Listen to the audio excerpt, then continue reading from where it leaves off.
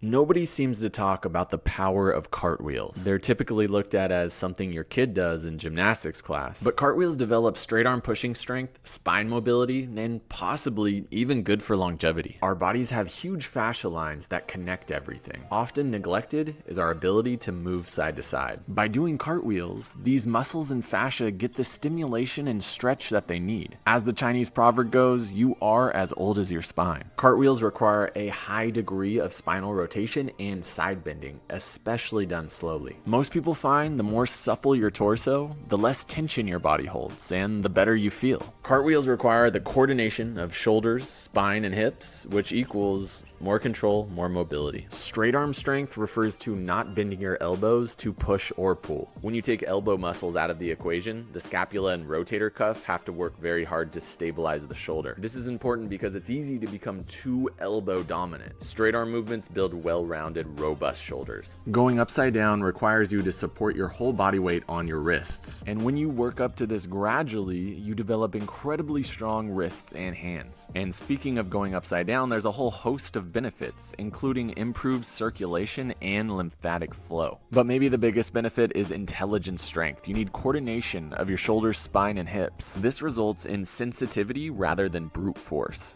In a world that's obsessed with hypertrophy and VO2 maxes, we undervalue sensitivity, functionality, and skill. But I think we're starting to see that these things are far more important than we realize. What athletes live the longest? Gymnasts and pole vaulters have 8 years on the general population. How many people are doing all their favorite workout activities and forgetting that they don't have any rotation, they don't have any side bending? When we're talking about skills, we're talking about the neurological system and the cognitive system synergistically in a dance. Wouldn't it just make sense that a skill, you're thinking as well as exercising? There's a whole dance going on between your body and your mind that doesn't really exist in straight workouts. That alone, I would think, would fight off a lot of the age-related decline in physical function.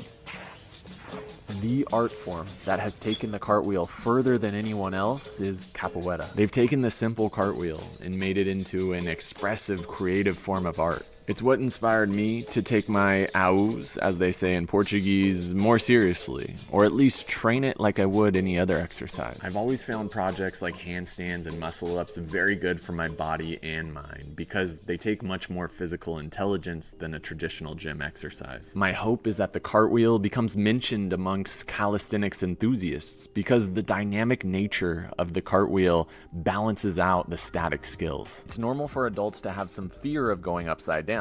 Or the opposite, you start hucking yourself into cartwheels, creating bad habits. You have to earn your cartwheels. You can do this by practicing the pattern with your feet on the ground. Walk before you run. I did hundreds of these starting my cartwheel journey. And I think anyone can get to this next variation, which is simply floating the feet off the ground. The low cartwheel is a cool and aesthetic movement in itself. Cartwheels also offer diversity. There's many forms you can get into. There's the formal gymnastic style that will teach you how to control momentum. There's the slow yoga puppy press style that emphasizes the handstand press. This is an ongoing project of my own, but the one I recommend for most people is the animalistic monkey cartwheel done from a squat. This is great for mobility, body control, functionality, and playfulness. The legs now have to be supple and strong. This turns the more upper body dominant cartwheel into full body integration. So do you want to develop some strength not found in the gym? Dare to have a little fun while you exercise?